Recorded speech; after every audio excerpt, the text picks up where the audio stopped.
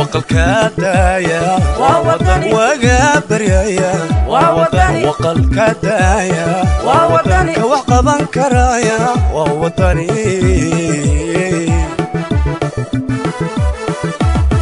وقابر يا ووطني وقل كدايا ووطني وقابر يا ووطني وقل كدايا ووطني كوقبا كرايا ووطني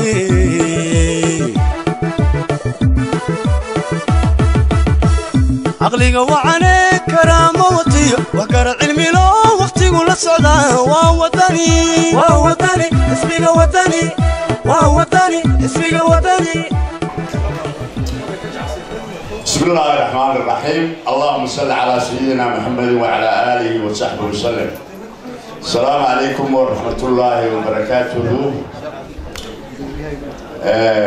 دوبيها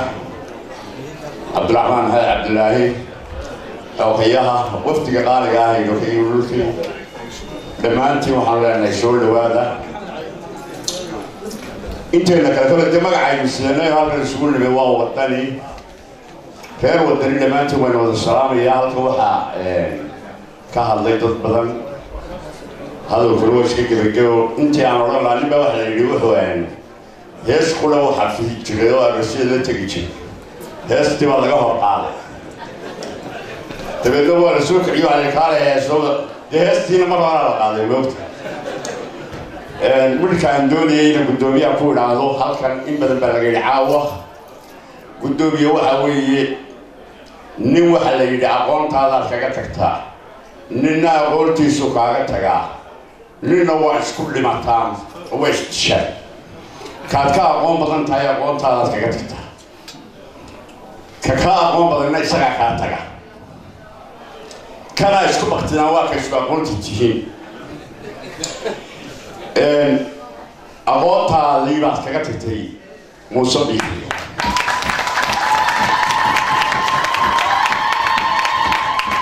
قالت كثير سوماليلاند يضدك عنو عن كم تكاهين وانو بيسلاسين العيشة وانو كسيف قالوا تروح نقول لك عبد الرحمن وكتجيا يتلو موسى بكتجيا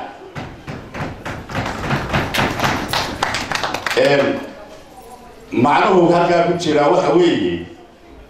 وحي اللي قالت كسادالين يورن موسى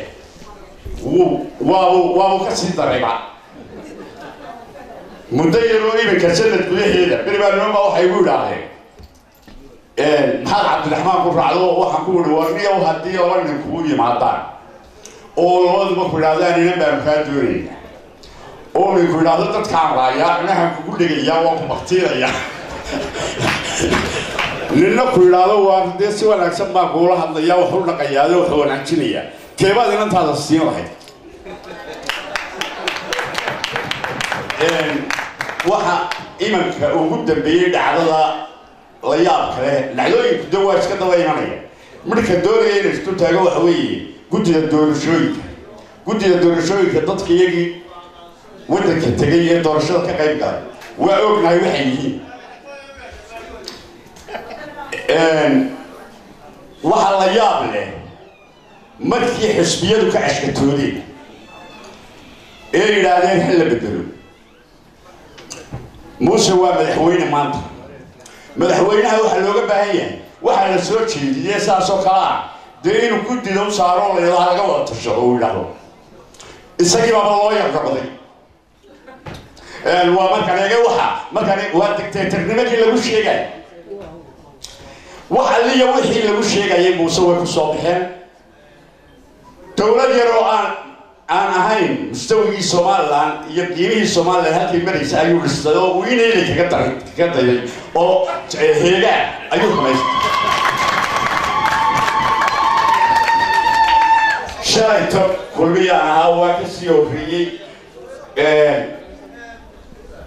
maanta wadani baa ahay wax oo dhan waxay wadanahay Soomaaliland bayna maalin ba kaydu wax ku saxaynaabeen maalin ba كأن وحكوس حينو عيين النهاي خير ودري وحنا شيء وري وان واحد هذا ودري عندكم بابا ما روح قال وايو أنا واحد كم إذا يدت كيلو ولا تقالبين محل ودنا ونقطة محل ودنا وطحيلا دتك وحكيشوا قاني بره وحلو بهيه إنه وجهين تديرنا كاميرا لأن الله بعنا إنه ميل كله كعيار سبحانه وجهين تديرنا حوي واحد محسب جوصة يسلا وقع حسبية ده نص يسلا قرق لدون إنه ووالين نكمل المقربين أي واحد يقول لقى صوتك كانوا يقولون عليه ما في دور شيء سعودي وعرفوا يقولون عليه وداني بعد كشيء مركزات قبيلي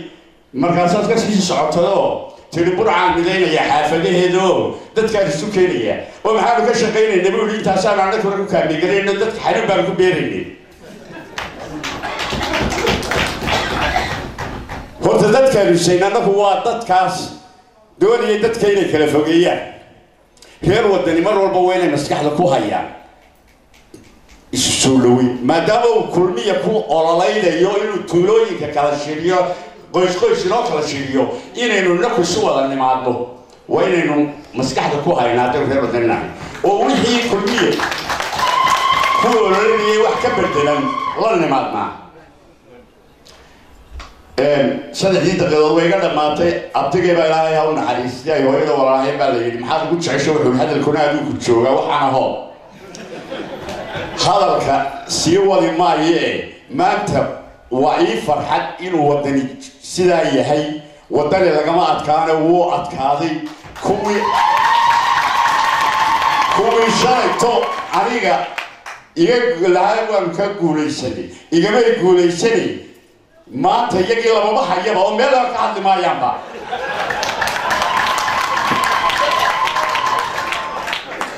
أدي أدبني السلام يا ديدت كوابدي يا عليك هذا السلام عليكم ورحمة الله. أدو بسيطة قدوميها كوات حسب وطني يوكي وهذا صوت لي أي تعالى كلمة سيو عبسل عن الدوبي.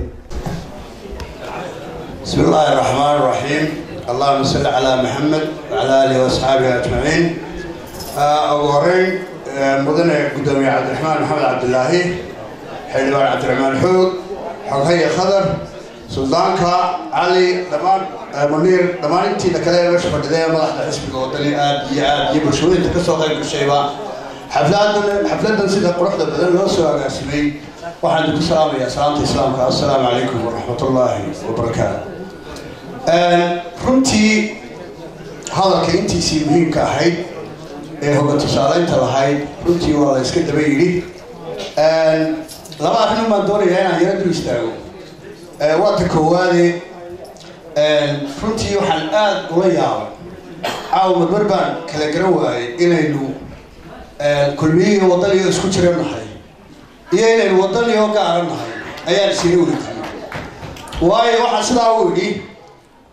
doorashaa dhacday doorasho xanaf le baa dhacday doorasho dhibaato badan lagu keentay ayaa dhacday doorasho qarnimadeennii khalkhal gelisay baa dhacday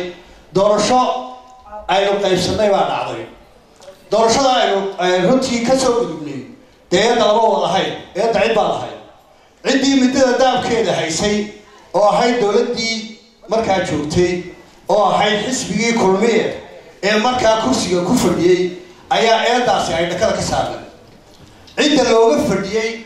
inay ummadda midayso isu keento dib wixii khaldamay ay u saxdo dee guddoomiye cabdiraxmaan lama qaybsanayo xisbiga waddaniye dee yagay gaar u ah yagaana looga fadhiyaa ilaa up to now in ay waddadeedii maraan haddii ay uga baahdaan xisbiyada mucaaradka ah inay gacan ka siiyaan in badan baan midiyaha ka dhageystay inay labada guddoomiyaba iska dabamaro inay diyaar u yihiin hase yeeshee haddii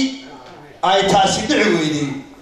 go-aan qaadashadii inta badan laga hadlaynagay qaadayay muuse biixi waa nin go-aan leh waa nin sidana waa madaxweyne sidana wan yar bay imika hadda maraysa ilaa imika hal arrin oo aynu odhan karna arrintaasi geesinimada u waajahay abtunaa lama hayo maxaa runta la isugu sheegi waay maxaynu runta uga meeraysanaynaa midnimada dowladda eedeeda leh iyadaa looga fadhiyaa iyadaa laga sugayaa cid la qaybsanaysaa nabad xisbiga waddanna lama qaybsanayo haddii aan taa ka gudbo anigu waxaan ahaa raggii xuduudda uga tallaabay gudoomiye cabdiraxmaan maxamed cabdilaahi oo madaxweyne ka noqdo somaliland runtii marnaba niyaddeeda guuldarro may gelin waxaan qabaa xisbiga wadani inuu guulaystay waa xisbigii ugu daada yaraa xisbiyadii soo maray somaliland muddaduu jiray waynu ognahay tallaabadu qaaday iyo siduu qaranka iyo waddanka geesta gees u gelgelay doorashadii waa laga warhaya maanta waxaan qabaa intii in ka badan inay gacanta wadani ay ku jirto maxaase laynooga baahan yahay waxaa laynooga baahan yahay haddii ciidan dagaal tago siduu doono dagaalkaa ku tagee marka uu soo noqdo waxaa loo baahan yahay inuu isxisaabiyo maxaynu geengaraynay maxaa inaga khaldamay maxaa loo baahan yahay inaynu ku dhaqaaqno halkeyn waxa weeye gaar ahaan UK aan anu ka mid ahay mas-uuliyiinteeda waxaana aad iyo aad aan runtii u dareemaynaa in markii aanu ka soo noqonay dagaalka waxoogaa kala daadashii ay yar jirto si kasta ay u jirteen canaanteedana raggale aan ka mid ahay ama aan la wadaagay inta UK gudoomiye joogta laakiin waxaan badan ka qaadaynaa inaanu xisbigii halkaa iyo meel ka sarreysaba aanu diyaar nahayn inaanu kaga qayb qaadano dhammaantiin waan ku salaamayaa gudoomiye soo dhawow aad iyo aad baan ku salaamaynaa dhammaantiin waa salaamantiin assalaamu calaykum waraxmatullaahi wabarakaatu gudoomiye cabdisamed cali madoobe dubaas waxaan ku soo dhaweynayaa xogeeyaha tiknolojiyada xasan khaliif soo dhawow xasan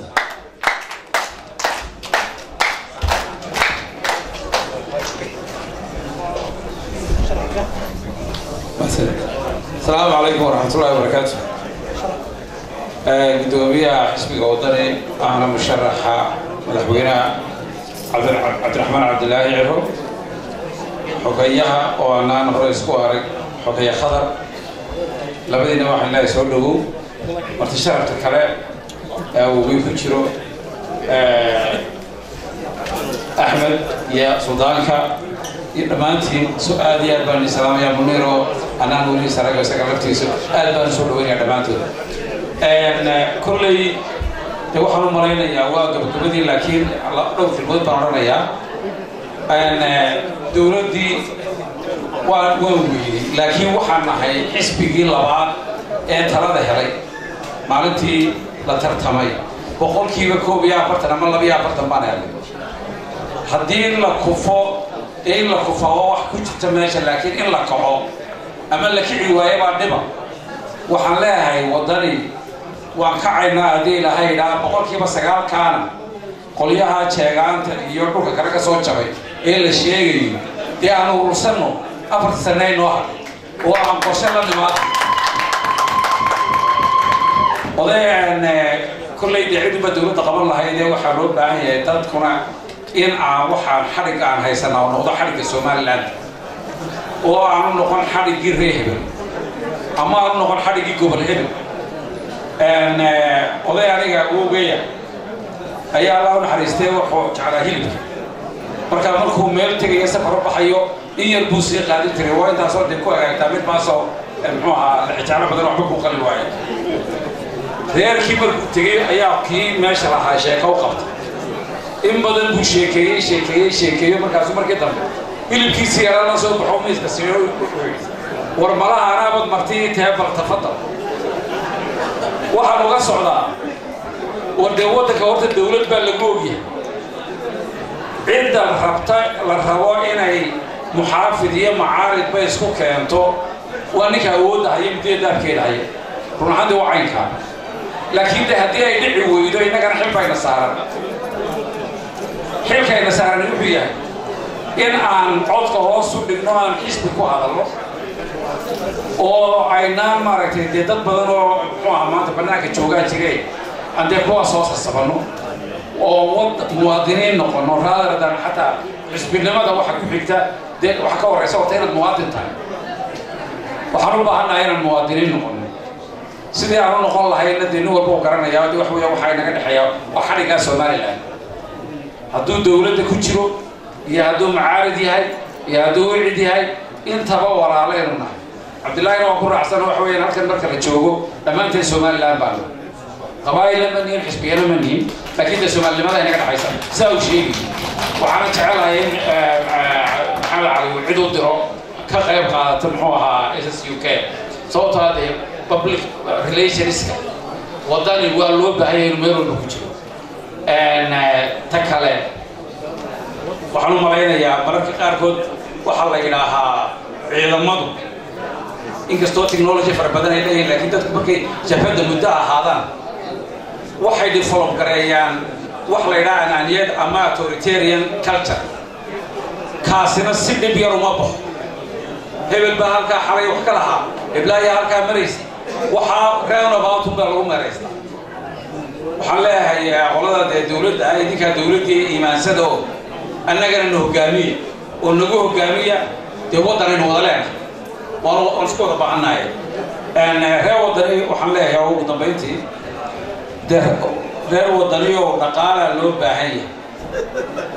u malayn maayo inaad garan laadiin in dhaqaalo loo baahan yahay wax lagu maamulo dhaqaalaha sida lagu helayo ama lagu sameeyana dee kollay dad dhalinyaro aad fara badan meesha way joogaan waxaan anigu odhan lahaa dee haddii 2,000 ama 3,000 oo qof oo reer UK la helayo 10 pound oo aad automatic aad u bixisaan bil walba lacag badan bay samaynaysaa sanadkii waa taa laynoo sheegay la yidhi lagu bixin maayo kharasho kale ee waxa loo dhigayaa dee ololaha si lacag loo helo qolada reer abtiga ee galbeedka la tartamayna dee dawladku way bixiyaan aad bay u bixiyaan la socda marka waxaa la rabaa idinkuna inaad 10 pound oo keliya aad iska bixisaan ama 20 pound oo membership bil walba oo aan lagu soo doonin oo waxaan xaafadaha lala wareegaya laga daayo ee account lagu shubo intaas aan ugu dardaaraya haddii la hayo assalaamu calaykum waraxmatullahi wabarakaatu waxaan ka codsanayaa dhammaantiin in dhegalaadu daloola aad ku dhegaysataan khudbadaha hadalka aad yaraysaan sanqadha aad yaraysaan dhammaantiin aan ku soo dhaweeyo xildhibaan cabdiraxmaan maxamed xoog cabdiraxmaan بسم الله الرحمن الرحيم الحمد لله والثناء لله والصلاة والسلام على رسول الله السلام عليكم ورحمة الله وبركاته وعد هذا المرة يرى أي نسلك يستنى فضل عنكم معلم بارها يوم مركز هذا يوم عن جالين اللي يستو حفلة وحن هالكن ما وقال سوي جدينا يا guddiga UK xisbiga wadani gaar ahaan garabka haweenka xafladan bilan ee boqran ee sida aadka wanaagsan loo soo agaasimay dadkii meel ay kala fadhiistaan la leeyahay xagga dambe haddii kamarada lagu qabto dadku waa taagan yahay ilaa dibaddana waa la taagan yahay xafladda xaflad ka weyn oo loo qaban lahaa gudoomiye cabdiraxmaan anigu ma arko waa arkaysaan wadda meela kala fadhiista leeyahay la taagan yahay ilaa albaabka ilaa dibadda imika waxaynu saynaa puntland baa ayaa sool iyo sanaag u dhaantay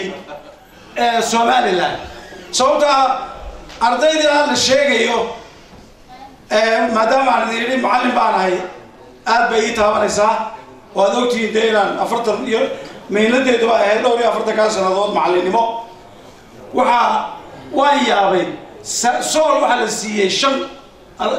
beriga maxamed joogna waxaa la odhan jiray Porto Studio ama scholarship Porto Studio 5 baa la siiyey sool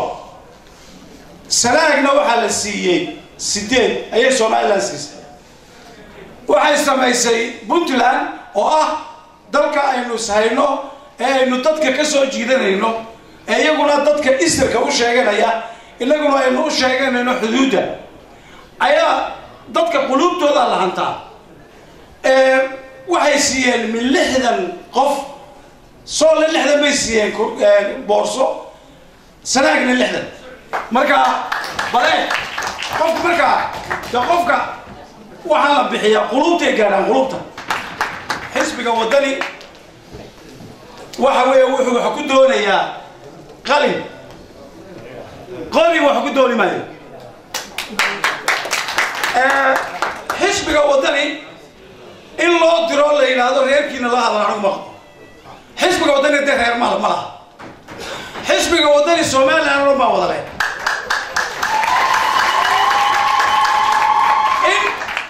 annaga lagu soo riixo caare maaha sababta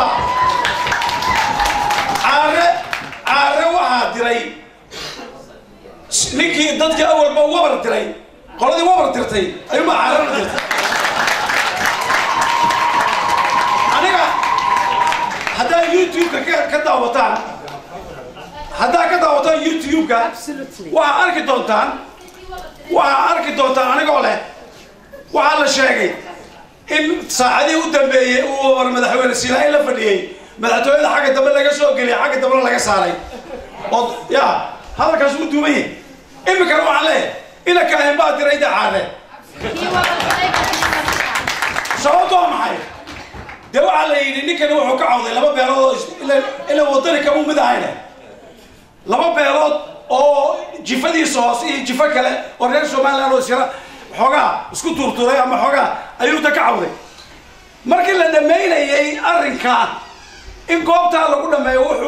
wuxuu ka farcamay dhibaatada labada beelood ee isdilay ka farcamay si buuxda wasiirka arrimaha guduhu ayuu yidhi may lala hadli maayo waxaa la soo dispatch gareeyay inaan warba u hayn waddanka wax ka socda ina yar oo Australia laga soo import gareeyay oo wasiirka gaashaaniga baa lagu yidhi adigu ku dhawaaqa waxaad tiraahdaa la hadli mayno caare waa military waxaan leeyahay halkan in badan waxaan ka maqlayay marka waxaan taa leeyahay haddii qoladan jabhaduhu soo martay imaka jabhad baa nahaysatee qolada jabhadaha soo martay jabhadaha iyagaa sameeya imika nimankaan iyaga ayaa ka mas-uula iyaga ayaa mataqaana waxaan qabaa sababtoo waa maxay bal madaxweynaha iyadoo oo burco u yeedhayso leedahay kaalay ka soo qayb gal xafladii burco le madaxweyne ku-xigeenkii xafladu tagay oo jaamacadda golis isna ka daba tegay oo madaxweyne ku-xigeenkii yaabuu yidhi anaa liga soo diray mixii ka soo doonay burcana waxay leedahay madaxweynaha iyagii ayaanu u qabna goboladii berigii burcee dooratay way ku khasaareen burco idima doonaya inta madaxweynaha madaxweyne wuxuu haystaa gebigiisu 40 kilometers haddii inay tahay Somaliland 50 kilometers let me say 50 sababtoo waxa weeye de constituency-ga aniga liiga doortay Hargeysa sooma gaadho waxaa kaloo jira niman waaweyn oo siyaasiyiin ah oo madaxa oo dawlad kasta mucaarid ku ahaa dawladihii soo maray waddanka ilaa Cabdiraxmaan Tuur ina cigaal riyaale oo imika aad moodo xalay dhalay oo imika amaanaya Muuse Biixi arrinkaasi arrin xun weeye oo iska indhatiraya doorashadii sida xun u dhacday ee boobka ahayd oo kule doorashadii inoogu wanaagsanayd abid gudoomiye ciro waxa weeye wuxuu qaatay shahaado sharaf ama bilad sababtoo ah dee meesha waa lagu kala tegi lahaa haddii qolooyinka iyagii hardlineriska ahaa uu raaco taasina dad Somaliland maaha waan qabaa anigu waxaan hortu muwaadinimada in la barto berigii anagu af Ingiriiska wax ku dhigi jirnayo civic education baa la dhigi jiray berigii dambe dawladii kacaanku waxay u bedeshay kacaan maadada kacaanka ay ka dhigeen civic education ka waxa lagu barisay wadaniyadu waxay tahay your duties and your rights maxaad wadanka waajib kugu leeyahay wadankaagu adiga waajib muxuu kugu leeyahay adigu maxaad xuquuq leedahay dadka imika Somaliland jooga horta xuquuqdooda ma yaqaanaan waxay qooneen bariyaan Cabdiraxmaan xog ma hadale oo anigu ma qeylnaya ما حقوق دي لودون مركا بتكون وطن يوم ودلمتي وحين والله حني دي ويل ما قادته سيدا لا سمي انا دا قيلنا قاب سوق هذا وحدنا ايتو تي في كان داود الوقت الكو باس غري ورككع والمظاهره ابكا ما له هذا كيف فيصل على ورابها الجبيه وانا هنجبات انا وحب لقى قادني لما هنجبوا صوتوا معي بقول قرب هنجبيسا dadka aan la hadlayaa baan lahayn duxiyo iimaan dadkan haddaan ka caynba haddaan xuquuqdooda doonanayn dee anagu waan iska aamusina maalin walba ugu leh baryaha maada hadal cabdiraxmaan xoogoo qaylaya lama arag waan qayliyey oo db walbaan ka qayliyey oo muxuu aha waxaan ka qayliyey saldhigii militarigaan ka qayliyey oo kootadii baan ka qayliyey la siiyey dadka gaara loo xidhay cid wax wal oo aanu ka hadalay dadku waa iska soo fadhiyaan oo tv-gu ba iska daawanayaan oo waa iska qaylaya marka waxa weeye doorashadii dhacday xanaf badan bay keentay doorashadaa dhacday xanaftaas dadkii bay kala fogeysay qabyaalad bay u kala saartay waxaan anigu aan leeyahay ma aha xilkaasi ma saarna isu keeniddu xisbiga waddani meesha dee lib baa meesha dhacay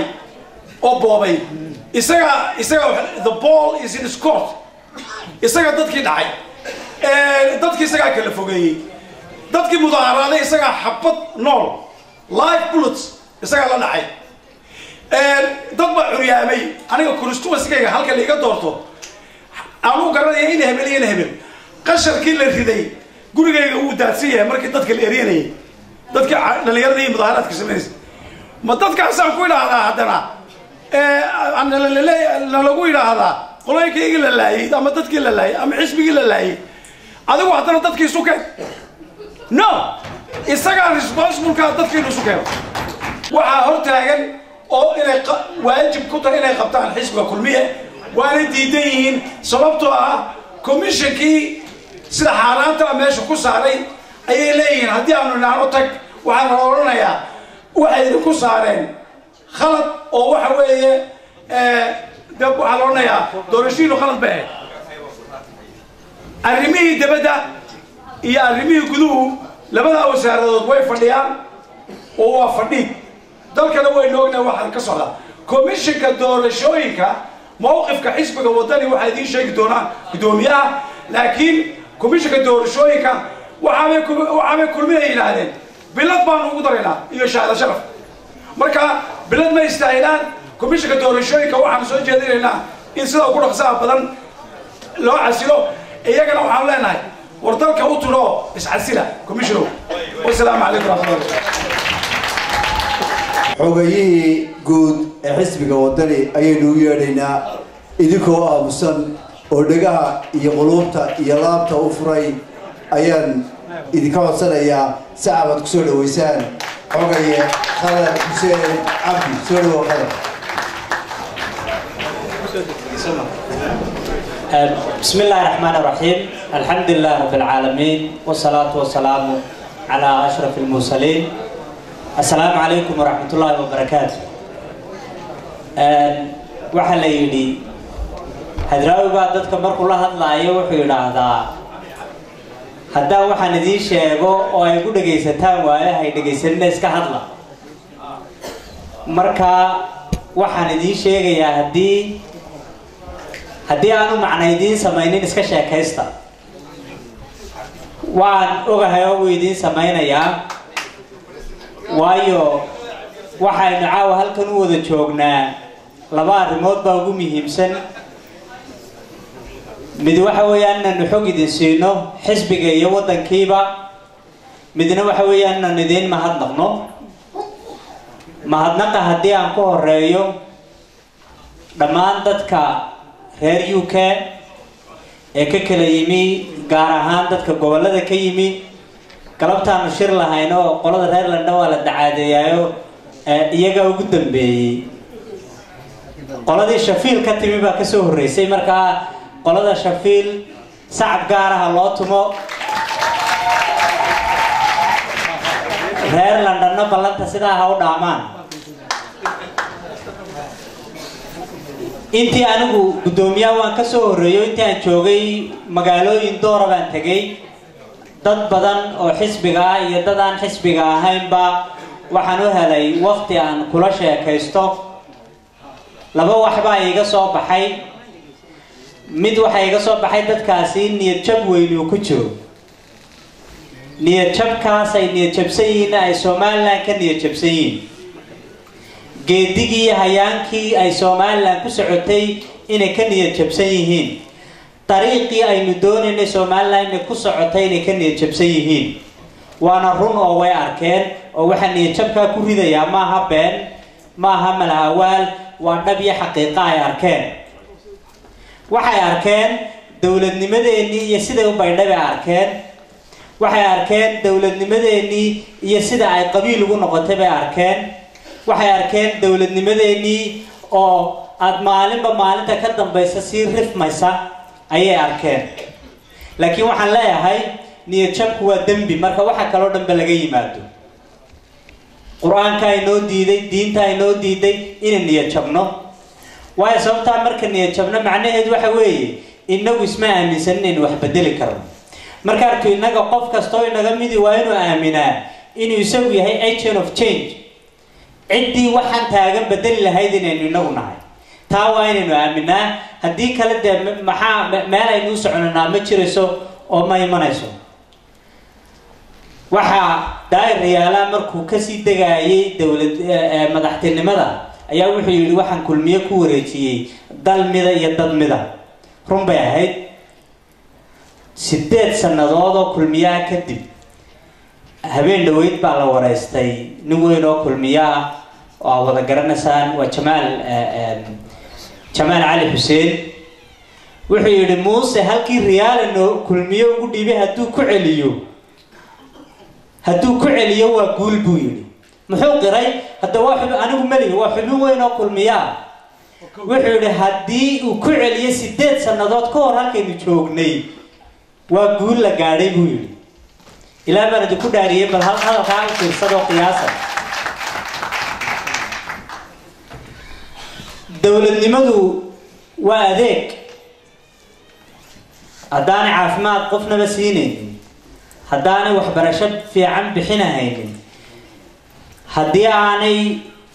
samaynahaynin biyeedsaynahaynin dadkii hooyada maanta waxaa laga yaabaa in marka meelahan aynu joogno aynu hadlayno aynaan si fiican oo qalbiga u dareensanayn mushkiladaha waddankeennii ka jira ee xaqaa'iqda ah ee dhabta ah ee aan cidina ka murmi karin hooyada laga yaabo inay 60 jir tahay caruur agoona haysato guri yaro cariisha ku nool aan biyo helin caafimaad helin dhaqaale kale meel ka helin sixir bararka aragteen hor taagan yahay habeenkii labada habeenimo intay dhabarka ku soo qaadato jirikaan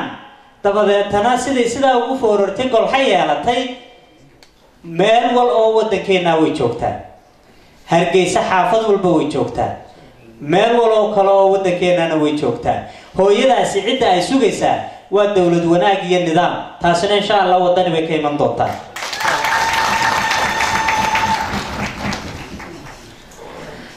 dawladnimadu inuu qofku dawlad noqdo oo dalku dawlad noqdo waa the institutions waa hay'ado weey mushkiladayna haysataa waxa weeye arintu hebel ma aha way ka sii gundheer tahay way sababtaa hay'adihii dawliga ahaa ayaa waxay soo haystaan inay qof u shaqeeyaan booliskii baa soo haystay inuu qof u shaqeeyo commissionkii baa soo haystay inuu qof u shaqeeyo hadda waa la sharfay waxa la yiraahdaa madax banaan oo qaran baa tihiin dadka u xaq soora kitaab baa lagu dhaariyay way dhaarteen aanu ducaynay inaan dhaartay qabanin shaqadoodii waynu aragnay marka mushkiladu waa maxay waxay u arkaa qofkan meesha joogay ugu sareeyo inay u shaqeeyaan Cabdiraxmaan Mandhisi doono hay'ado dawli oo isaga u shaqeeya insha Allah wuxuu dhisi doonaa hay'ado dawli ah oo qaranka iyo ummadda u shaqeeya ummaduna waa hooyada aan ka hadlaayo sidii biyo loogu heli lahaa dadku markay og yihiin si dhab og yihiin hay'adaha dawliga iyaga u shaqeynayaan maxaa la yiraahdaa maxay qorqabad laguma waraabiyo يعني أنت هالكاي تسوي تاجر ما أنت هذا اللحظة دولة كوك الصناعة هذه إن كوك الصناعة دولة دي إن شعلادة سومال لان شعلادة إسكمت ما تشعيل كم هال إسكمي ما ده ولا كلا كسبدا سيدو كوي ما ده أنا وحوين إلا أركي institutions يهذا الدولة عدالة هو تد كي يدل كويليه وهو social contract إن ده دوكنا حقا أكيد على هالشو حكومة هي هذا الدولة جناي حقودي هلان لكن هداني institutionskii imika ceelaf weyn imise sanadood bay mushkiladii ka taagnayd hay-ad kasta oo dawliyahoo waddankeena ka tirsan ama hadday militariga tahay hadday maxaan ku dhahdaa wasaaradaha tahay way isku dayday in xalliso waxay u xallin kari weyday waxa weeye hay-ad dawli aan ahayna waa ashkhaas marka dadkii qofkii de fikradiisu kugu xukumayaayo marna way ka xumaanaysaa marna way u hagaagaysaa laakiin wuxuu markuu institution yahay institutionka amaba hay-adda dawligii dee system iyo nidaam lagu wada qanci karo oo la wada jeclaysan karo oo dadka u dhex noqon kara ayay leedahay marka waxa aynu u baahannahay inaynu gunta halkay tahay ugu daadegno oo institutionskii iyo hay-adaheenii dawliga ahaa sidii loo dhisi lahaa taladeedii aynu la nimaadno insha allah imika ma muuqato xukuumaddana kama muuqato waayo sababtoo ah dee 8 sannadood kadib hadday filayaan in halkii loogu dhiibay riyaal ugu dhiibay ay dib ugu celiyaan ilaahay haynaga badbaadiyo waxa kale ay naga qaldamay maaha dawladnimadii oo keliya ta marar badan waxaan maqlaatay oo laga hadlayay civil society-ga waa cod saddexaad oo madax bannaan oo loogu talagalay marka la qeexayo yani sida uu civil society-gu yahay loogu talagalay inuu noqdo cod critical macnaheedu waxa weeyaan waa cod dhaliili kara taageeri kara systemka jiro oo dhan hadduu mucaarad yahay iyo hadduu muxaafad yahayba anigu intii aanay doorashadu dhicin ka hor xisbiga kumaan jirin hay-ad madax bannaan baan u shaqaynayay nairobi markan tago oo maxaan ku dhahdaa gaalada maxaan ku dhaha weliba qolyaha ingiriis oo aan la shaqayn jirnay maogtahay ingiriisku xanta ma qariyaan markaad la sheekaysato nin baa waxaa la yidhi nin buu beri wax la daadaawan jiro markaasuu dabadeetana malaa qolo kale uga sheekeeyo oo yidhi hebel habeen xaaji de nin xaaji weyn oo la yaqaano qaadlaan markaasuu deetana yidhi hebel habeenkii filmaan buu daawadaa ayuu qolo ku yidhi habeenkii dambe ayay isagii hebelkii wada fadhiyaan ayuu yidhi waniga waxaa la yidhi filmaan baa daawataan waan kaa tegaya qoladiiba xanaaqday waxay tiri war maxaad xaajigii noogu dirto ninkii berigii dambe waxay dhahdeen xanta fariin buu moodaa marka cid lala xanto marka horta qolada gaaladu markaad la xamato cid inta badan way u sheegaan marka waxay ku odhan jireen waana dhab weeye maaha been anuu xataa emailaan arkay hay-ado waaweyn oo civil society-ga waddankeena ka midi ay qoreen ay direen oo ay kulmiye ku ammaanayaan oo ay kulmiye ku taageerayaan oo ay leeyihiin kulmiyaa guulaysanaya oo ay leeyihiin danta ummaddu kulmiyay ku jirtaa oo ay leeyihiin nabadgelyadu kulmiyay ku jirtaa oo ay kulmiye ku taageerayaan miyuu maanta intuu yimaadaanu xagayihii guuda qofkii caynka ahaa in arkay way odhan karaa civil society baanay madax bannaan may odhan karo civil society-gu hadday doonayaan dadka reer wadani oo dhanna waan u sheegaya ama dabad ha joogaan ama gudaha ha joogaan hadday doonayaan inaan la shaqayno waa inay ismuujiyaan waana very simple siday isu muujinayaan soomaaliya waynu ognahay oo dimuqraadiyadii kama jirto ma akridaan warbixinada ay soo saartay heritage institute xukuumadda soomaalida siday u dhaliisha ma aragteen waxaa mushkilad waddankeena ka jirta weli ma aragteen urur madax bannaan oo reer somaliland oo warbixin ka soo saaraya ma aragteen iyagoo xuquuqul insaan ka hadlaya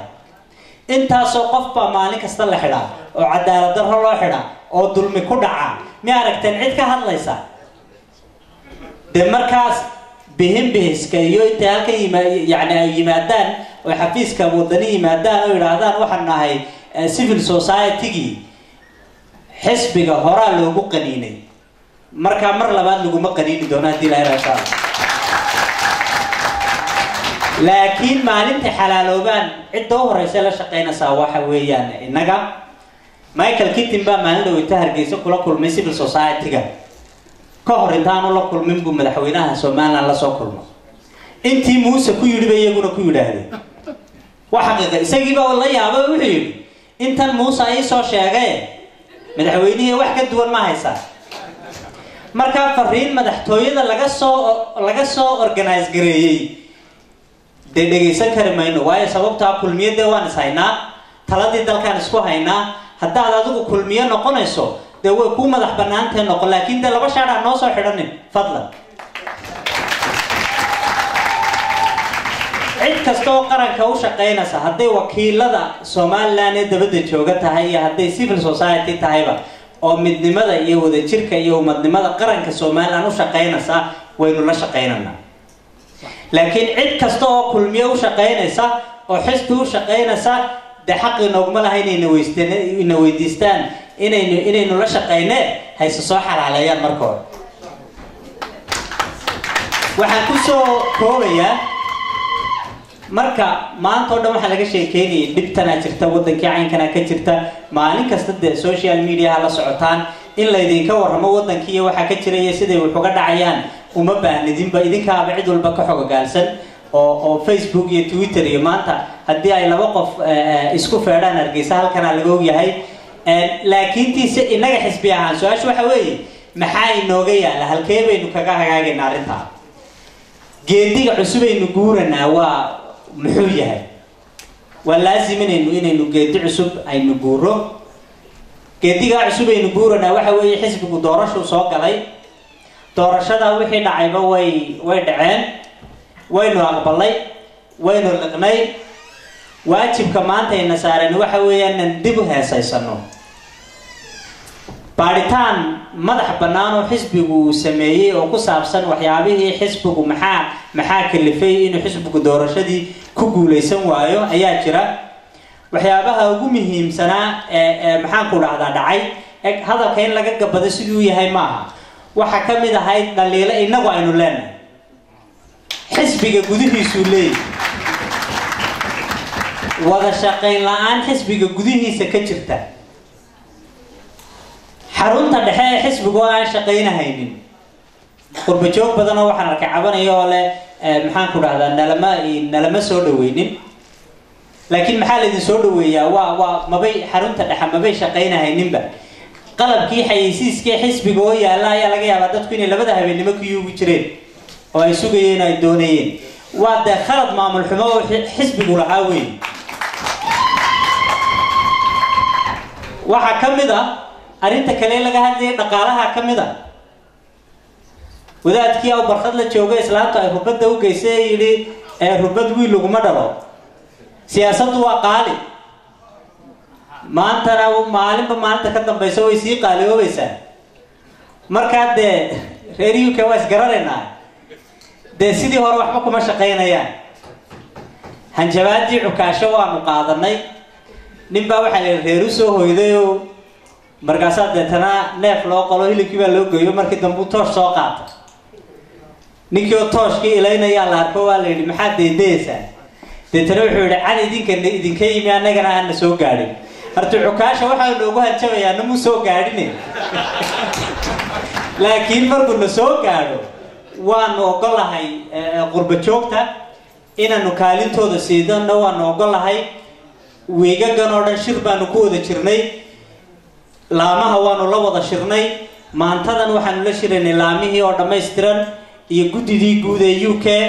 qorshe cusub iyo system cusub baanu samaynay. daraasadda aanu samaynay waxaa ka dhashay 4 istaraatiijiyadood. 4taasaan idiin sheegayaa. 4taasaynu haddii ilaahay raahdo insha Allah aynu ku wada shaqaynaynaa. ta koowaad waxa weeye inuu xisbigu yeesho qorshe cad oo uu ku helayo dhaqaale. halka ay taalle ee kow ahina waxa weeyaan waa reer UK. waxaa kale oo iyaduna ka mid ah in dib u habeyn ballaaran xisbiga lagu sameeyo. taa aynu sheegaynay maamul xumadii hore u dhacday inaanay dib u dhicin, in xisbigu xubno rasmi oo membership uu yeesho. dowladda wanaagsan, xisbiga wanaagsan baa dhala. kulmiye isagoo qaylanayo meesha galaayo, markuu isagoo qaylinaya meesha galana ilaa qorshe lama sameyn oo siyaasad lama sameyn oo waxba lama sameyn, hareeroon bay eegaan oo way ku baahdaaween. ayaa dhaweyto waxaan arkay wakiilka Somaliland ee Addis Ababa la weydiiyey maxay soo arki waayeen ra'iisul wasaaraha iyo madaxweynaha Somaliland. wuxuu yidhi dee waa tan walaalkii banaa ormada Hargeysa joogto mooday inay ra'iisul wasaaraha walaalayiino. wuxuu ra'iisul wasaaraha dee walaaladii baa halkan joogo, waa sugaynaa inuu noo yimaado. siyaasadii kulmiye taa wey. waayo siday u qaylinayeen ayay meeshii galeen oo markii dambena waa ku baahday marka siyaasad inaan dejinno waddanka lagu maamulo oo waddanka dhisaysa haddii ilaahay raahdo insha Allah iyaduna waxa weeyaan waa qorshaha xisbiga weeye wada shaqaynta laamaha iyo halkan iyo xaruntii dhexe haddii ilaahay raahdo insha Allah waan isku xidhaynaa waxaan ku soo gabagabaynayaa imika intan magaalooyinka marmarayay iyo Hargeysa markaan jooga xarunta aan joogaba dad badan baa yimaado waxay dhaahdaan xisbiga waa noo soo dagaalanay waa noo soo halganay waa noo soo xoolay xiniiniyaba baal imika si fiican baan u dhageystaa waayo record baanan hayn moogtahay laakiin 6 bilood kadib dawaan kala baranayaa oo kayntu yimaado isagoo waxba qabanin doonay inuu gudoomiyaha isla sawiro waxaan oranayaa de saaxiib waa iska celinayaa ka laakiin ka xisbiga membershipkiisii bixinayay xisbiga kamid ahaa contribution ka bixinayay waan isu taagayaa waan soo dhaweynayaa wixii hore ugu dhacayna dib ugu dhici maayo aad iyo aad baa u mahadsantihiin gudoomiyahan ku soo dhaweynayaa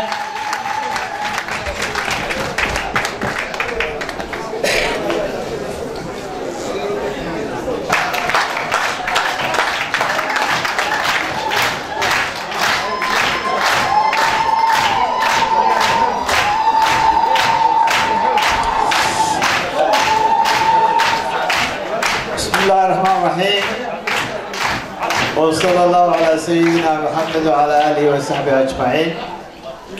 وصلى الله إلى سكفر الستار. دمانتي وكبور رئيسة سلام كدي. وحان شعال هاي وشديد الكواد السفر كانون نبي UK.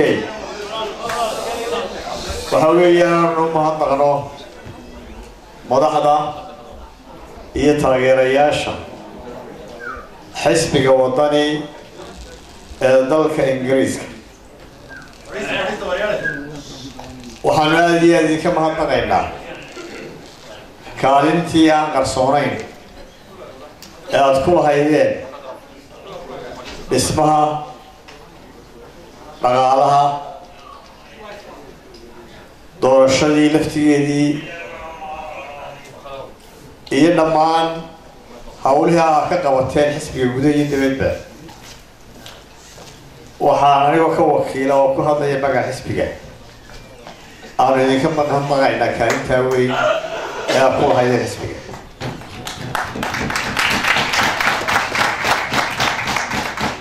xisbigu idiin og yahay kaalintaas imaka wixii ka dambeeyana xisbigu wuu idiin diiwaangelin doonaa wixii hadda ka dambeeya ee tacaba ee gelisaan xisbiga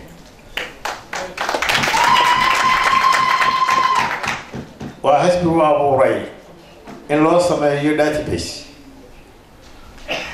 oo xubin kasta oo xisbiga ka mid ahay ay ku yeelan doonto meel guddoomiyaha laga bilaabo ilaa xubinta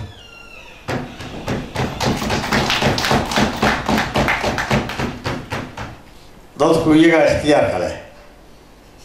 inay xubin noqdaan iyo inay taageero noqdaan macnaheedu waxa weeye haddii aan isdiiwaangelin qaadhaanka xisbigana bixin xubin ma tihid ama dibad joog ama guda joog xisbiga xubinnimadiisa reer lagu noqon maayo abtirsimana lagu noqon maayo laakiin waxaa lagu noqonaya in isuu qofku doorto oo isdiiwaangeliyo inakaygu kuma khasbanaa inuu xisbiga galo laakiin hadduu geli waayo xubin maha macnaheedu weeye taladiisana waxba kuma laha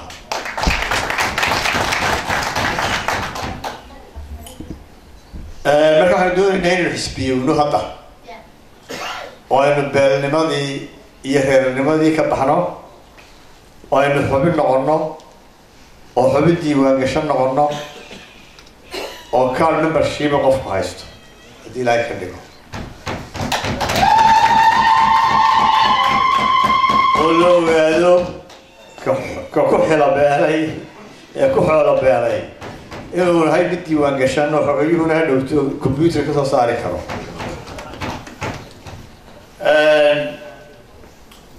walaalayaal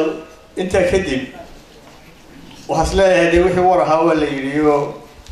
wax badan laygama tegin, laakiin waxaad ka warqabtaan dalku maanta marxalad rag buu maraya. xaaladda amniga idinkama qarsoonaa oo waa ka warqabtaan. tukarada muddo dheer ciidamadeena qaranka iyo kuwa puntland way soo fadhiyeen. alxamdulilah rabbi alcaalamiin colaadii NFA waa la soo afjaray, waa la nabadeeyey, laakiin guud ahaan gobolka sanaag waxaa ka warqabtaan xaaladeeda ammaanku inaanay warwar lahayn. waa ka warqabtaan saraakiil ciidanka ka tirsan oo qaarna sanaag joogaan, qaarna puntland tallaabeen. horaan uga hadlay maalin dhawey xisbigu anagoo ku hadlaya magaciisa. waxaanu qabnaa saraakiishaasi dee ciidamo qaranka ka tirsanaayeen, xilkooduna wuxuu saaraa iyo xalkooduba xukuumadda somaliland iyo ciidamada ka tirsanaayeen saraakiishooda. xisbiguna wuxuu qaray inuu diyaar u yahay wixii kaalina xukuumadda uga baahato arrinta halkeeda inuu gacan ka geysano. waxaa jiray xadhig fara badan oo mas-uuliyiin xisbigaa la xidhxidhay iyo muwaadiniin kale reer somaliland ah oo joogto noqday, hadday yihiin dhaqan, hadday yihiin saraakiil xisbiga ka tirsan, iyo hadday yihiin muwaadiniin kaleba. taasi waxay dadka ku beertay xanuun badan. waxaan tusaale soo qaadan karaa nin xisbiga ka tirsanaa oo gabayaasha waaweyn weliba ka tirsanaa, baasho gabayaayo la yidhaahdo, iyo niman la socday oo xisbigaa imika muddo 6 bilood ka badan bay xidhan yihiin sabab la-aan. looyaradoodu maalmood way hadleen, waxay yidhahdeen waxaa naloo diiday xeer ilaalintu sababta ay ku xidhan yihiin in nala siiyo. dabeedna way iska casideen inay u noqdaan qareen. waxaa ka warqabteen axmed cabdi maaldhaweyd in la xukumay 10 sannadood. hase yeeshee waxaynu ka warqabnaa muwaadinkaasi ciidamada uu ka tirsanaan jiray mar, laakiin hadda kama tirsanayn. maxkamad military baa la saaray. waxa caadiya maaha qof muwaadin oo aan ciidamada ka tirsanayn la saaro maxkamad ciidameed. suxufiyiinta, madaxda dhaqanka, dadkan aan soo sheegay dhammaantood waxaanu soo jeedinaynaa in loo soo celiyo xorriyaddooda.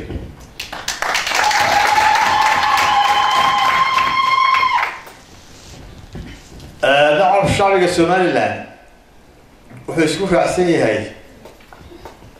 in cadaalad darra jirto. waxaa taasi xaqiijiyey madaxweynaha qaranka oo maalin dhaweyd ka hadlayay meel jaamacada oo laftigiisu yidhi cadaalad darraa jirta. marka dhammaanteen waxaan isku raacsan nahay in cadaalad darra jirto. waxaa Soomaalida waxaa tiraa maxaa mayd maxaa u dambeeyey kaala siisto. cadaalad darrada waxaa u dambeeyey qaabkii loo qaybiyey 300 boos ee waxbarashada Ethiopia bixisay. gobolkan uu ka soo jeeday saaxil la yidhaahdo waxba lama siin baa la yidhi waa zero isagu kaas.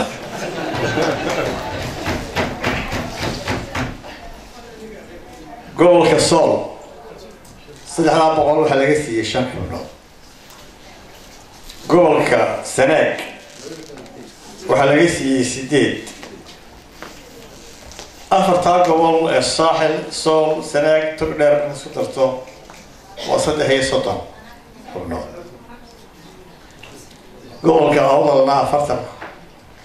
inta kale Maroodi Jeex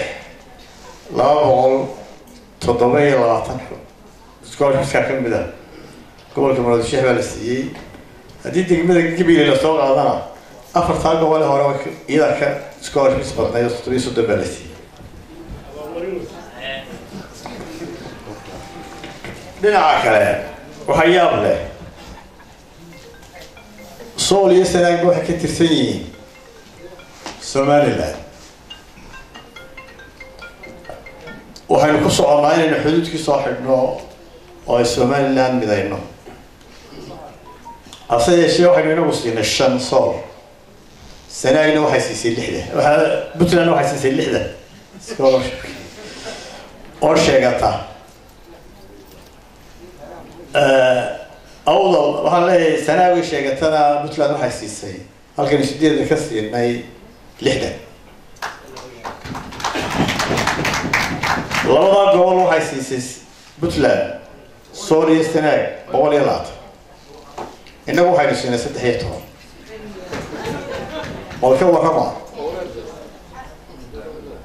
waa cadaaladda somaliland ma malaynay ku jirta taas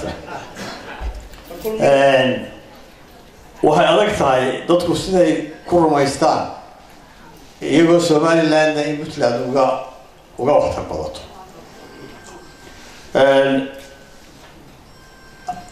waxaa ka warqabtaan in Ethiopia xukuumad cusub ka dhalatay xukuumadda ajendadeedu waxa weeye in la sameeyo waxaa fikirsiga lagu yidhaahdo regional economic integration ama midow dhaqaale in gobolka oo dhan laga sameeyo somaliland arrintaa qorshe kama laha xukuumaddana waxay ugu muuqataa inaanay arrintaasi wax saameyna inagu lahayn baahida ugu weyn ee Ethiopia waa dal aan bad lahayn ay leedahay waxa weeye baahi dekedo ninkan cusub ee ra'iisul wasaaraha wuxuu isfahamay heshiis la galay dhammaan dalalka ku waageeran ee badaha leh marka laga soo bilaabo Ethiopia Sudan Eritrea Djibouti Somalia iyo Kenya wuxuu la galay heshiis dekedo inuu adeegsado wadamada ku yaala Ethiopia way u baahan tahay weli dekeda berbera laakiin baahidii berigii hore ay u qabtay marka intaasoo dekedood ay yeelato waa garan kartaa saameynta ay leedahay waxaa kaloo xusud badan dee waxaa ka arkaysa tviyada in dhagax la dhigay dekeda berbera heshiiskii ugu dambeeyay xukuumadda somaliland berigii aanu baarlamaanka joogay 2 dhinac u ahaa laakiin beri dambe intii waa 3 dhinac oo Ethiopia ku jira haddana maalintii dhaweyd Ethiopia way ka maqnayd meesha xukuumadduna way sharxin dadka sababta ay maqnayd himilada somaliland waxa weeye haddana ay tahay inay hesho ictiraaf biya garanaysaa ictiraafka inoogu maqan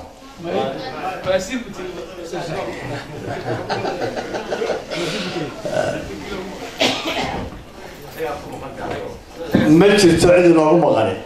waxaan maanay cid wadani ka soo horeyso ku maqan inaanay jirin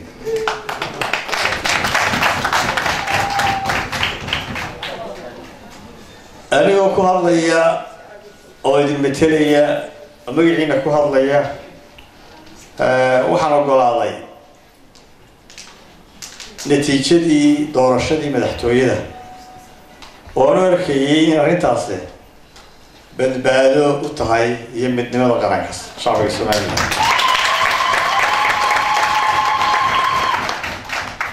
waxaa ka warhayseen oo ka warqabteen tanaasubkaasi muhiimkii ugu horreeyay waddan sameeyo marar badan oo ka horreeyay sameeyay oo ka mid ah inuu ka tanaasulo kursiga guddoomiyenimada baarlamaanka Soomaaliland laakiin waxaan leeyahay qaranka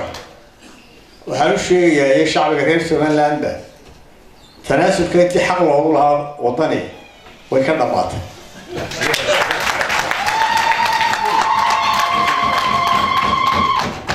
sidaa daraaddeed xisbigu mar dambe tanaasuli maayo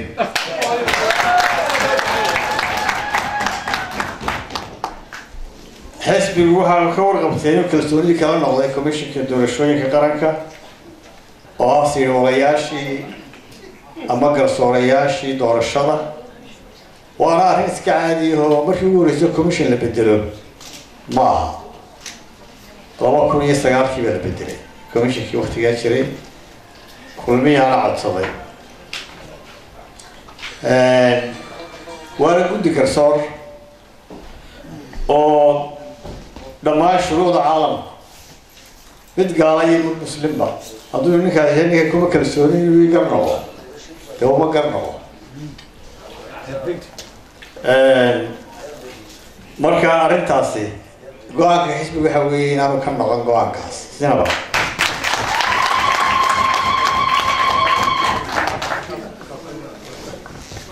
waxaan ogolaanay in laga wada hadlo arrimaha doorashooyinka oo commissionku ka mid yahay hase yeeshee waxaa ka warqabtaa kulmiye wadahadalkiina wuu furay tanaasulna kuma talagelin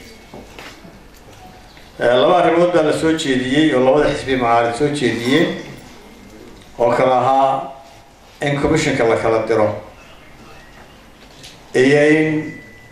waxa laga bedelo qaab dhismeed ku dhisan yahay commissionku oo aan u aragno in si cadaalad darraa u dhisan yahay tiradeedana la bedelo xulisteedana laga heshiiyo oo sagaal laga dhigo oo si simanna loo qaybiyo hase yeeshee xisbiga kulmiye labada arrimood labadaba uu diiday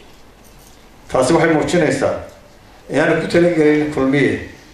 inuu doorasho sameeyo xilka qabashada doorashadu wuxuu saaran yahay madaxweynaha inaan doorasho la qaban somaliland dhaawac weyn bay soo gaarsiinaysaa mas-uuliyaddaana waxaa qaadaya madaxweynaha haddii ilahay ka dhigo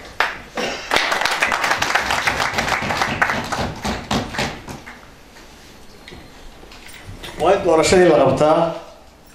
waa in commissionka la kala diraa dee haddii doorashaba la qaban waayo arrinku wuxuu isugu soo ururayaa taladii faysal ee ahayd shirba qabanaya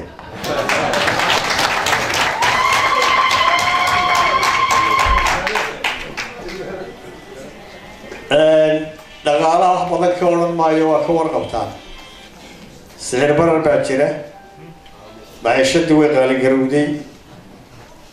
shaqaalaha iyo ciidamada mushaharada ay qaataan way yaryihiin oo waa garanaysaan waxaa laga yaabaa askariga xuduudka jooga ee tukaraq jooga mushaharadiisu intay tahay waa garanaysaa reerkiisii hargeysa jooga guri kiraabu ku jira carruurtiisu bulcaamad bay tagtaa iskuulna way tagaan hadday doonaan oo lacag baa dee laga qaadaa bal idinku qiyaasa noloshu way adag tahay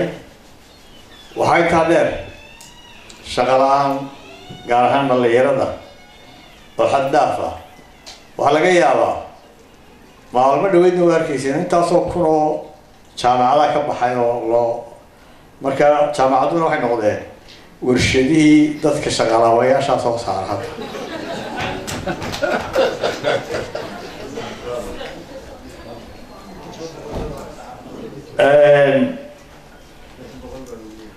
maalin dhaweydii waa ka wareysteen oo burco jaamacadda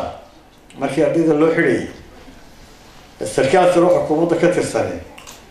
wuxuu waxba ma jiraan iska tahriiba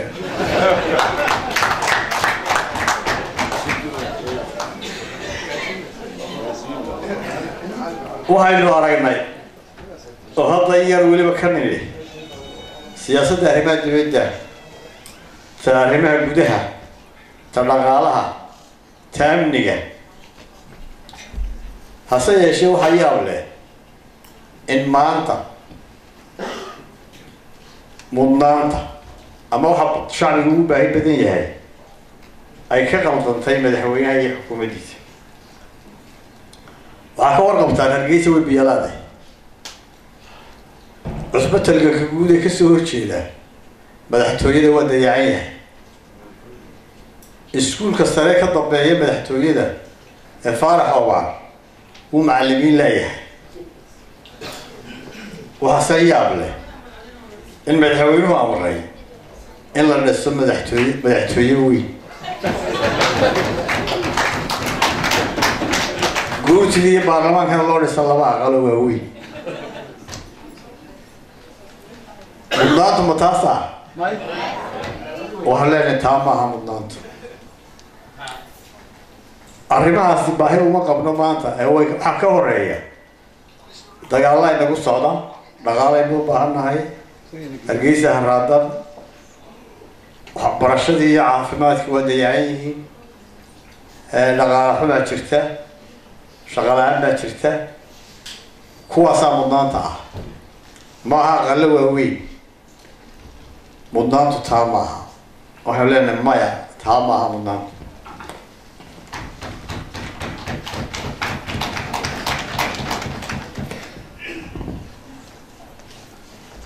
waxaas leeyahay halkaas waxaa uga bannaan xisbiga kaalin weyn kaalintaasoo ah inuu xisbigu isu dhigo u diyaargaroobo qorshaheedii samaysto inuu noqdo xisbigii Somaliland badbaadinayay shacbigeedana mideynayay taasi waxay ku imanaysaa inaynu xisbiga dhisno marka hore dib u habayn ku samayno tiirarkiisa adkayno qorshe shaqo u samayno u diyaargarowno inuu qabto hoggaanka dalka haddii alla ka dhigo waa inaynu u diyaarinaa xisbigii hanan lahaa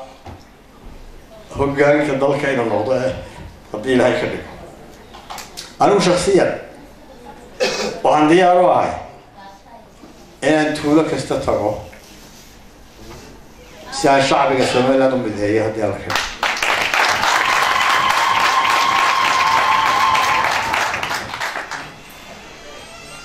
waxaan kusoo gunaanadaya oo caawa halhays ka dhiganaya qaranka Somaliland xisbiga waddan cidina uga lama lex jeclo badna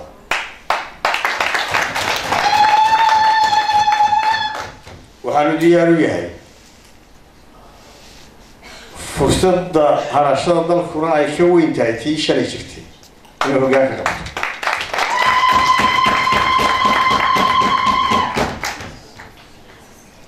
maanta Somaliland uma baahna intuu nin maalin cad riyoodo ama London ku riyoodo ama Minnesota ku riyoodo oo ilaahay madaxweynaha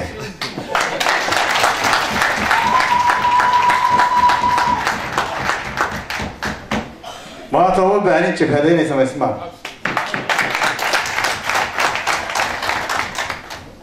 arrimaha nabadgelyada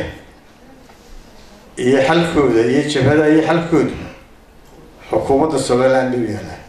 laakiin waxaan diyaar u nahay xisbi ahaan kaalin kasta aanu ku leenahay inaanu ka qaadano arrintaas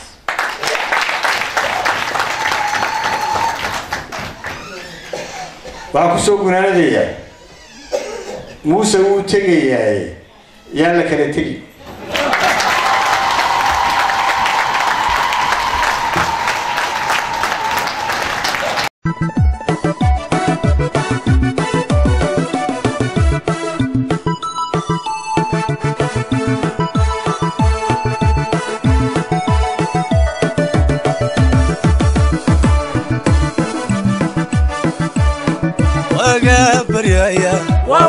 وقلك دايا وقابر يا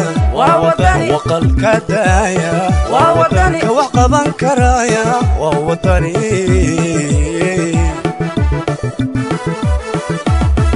وقابر يا وقلك دايا وقابر يا وقلك دايا كوحقبا كرايا ووطني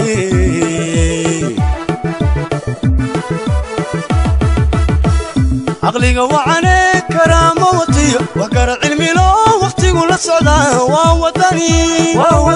اسمي وطني ووطني اسمي وطني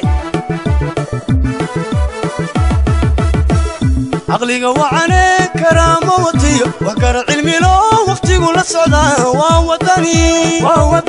اسمي وطني ووطني اسمي وطني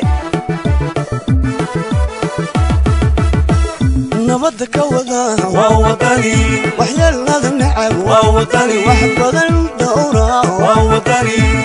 waddanka dhisaya waa wadani bulshadu wadataa waa wadani weynuhu la jiraa waa wadani xisbiga wadani waa wadani xisbiga wadani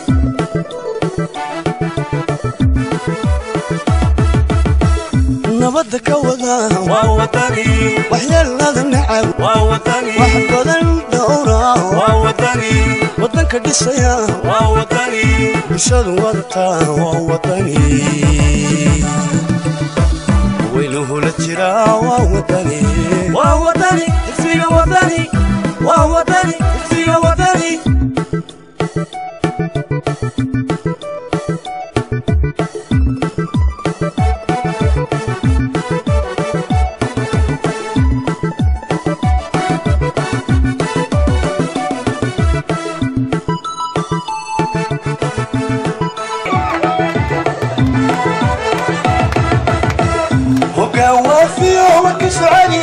واللي قلتي وعدي كبحي ووطني حسبي وطني ووطني حسبي وطني نبضك ودا ووطني وحيال لازم نعب ووطني أبضنك أورا ووطني وطنك الدسيا ووطني وشاد ورطا ووطني وينوه الاتجاه ووطني